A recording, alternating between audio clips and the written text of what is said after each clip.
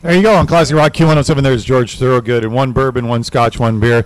I'm Kim Mitchell for the Go for Soda Don't Drink and Drive Home program. On Q107, we're joined by Constable Cruz and Sergeant Burrows, who are sitting. It's kind of strange with Maureen Holloway and Ryan. We're sitting here drinking with a couple police officers. They're not drinking. No, they're not. No. They're watching us drink and measuring our alcohol intake. So I have to fess up, 1 glass of wine, which I had on an empty stomach. I had the glass of wine and I had like a little quesadilla, then went and blew, and what was I at? You blew 41 milligrams of alcohol. Just under the... You're allowed 50. 50 and then you on 1 glass of wine. And I usually pride myself on being a good drinker, but on an empty stomach, forget about it. Yep. And you and I called her at way below that because it was 1 glass of wine, right, Ryan? Yeah, absolutely. We thought around maybe 2, and but I can vouch for Maureen from last year. I remember I had just a bag of peanut M&Ms when I came down here. Just one of those days, you didn't eat very much.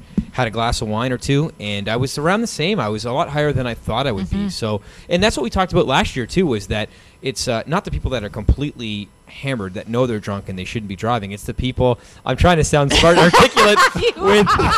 How far did I get? Just letting you know. I know you. Ryan is over. Ryan is now over, and he's trying to sound smart. That's right. I'm serving a 12-hour suspension. I've had 3 wines and a vodka cranberry 7-Up, 6 beers, and I killed an animal. And I am now on a 12-hour suspension. Is that right, Alex? Yeah, your last test that we did, you blew 60 milligrams of alcohol and 100 milliliters of blood. So if you were to be stopped and you provided a sample into a roadside screening device, we'd be suspending your license for 12 hours. Your car would be going on the back of a tow truck, and we keep your license for 12 hours. You could come to the police station the next day to pick it up. And the truth of the matter is, I feel like I've definitely had a good time. I probably wouldn't. You said, when you just blew, you said I still feel like I could drive. I do. Honestly, I do. I feel relaxed. Part. I feel good. And that's the part. It's not the people that have been drinking for 3-4 hours straight, just giving her. It's the people that have had a couple glasses of wine or a vodka or people what on have the you. edge. Just on that, you're just kind of there. You feel good. You feel relaxed, but you would blow over. Yeah. Hey, Maureen, I blew the longest. What do you think of that? I said you are a musician, but then it's usually the people who meet you backstage. But I'm very impressed, Kim. We're supposed to blow into that thing, 15 seconds or something? What'd I do, 28 seconds? Yeah, you could be a horn player. Great breath sample there, Kim. It was great.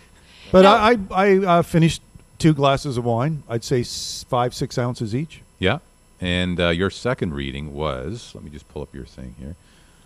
Yours was 19 milligrams of alcohol and 100 milliliters of blood. So first glass was 15. 15? And second one was 19, so I'm allowed 50. So I'm done anyway. I'm not drinking anymore. Yeah. But you're still well under what I had with 1. Yeah, that's yeah, incredible. well, Now, what about the boss is here, and he just showed us on his iPhone he has an application. Everything. Yes, yeah. You can breathe into your iPhone. I think it was called a Buzz Buddy. A Buzz Buddy. What about those things? And drugstore. And there's drugstore.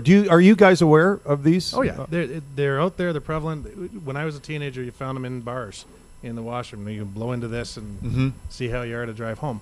The problem is that there's no real science into those. They're made for mass sales, and it's a good idea to use one of these things. Well, it's not.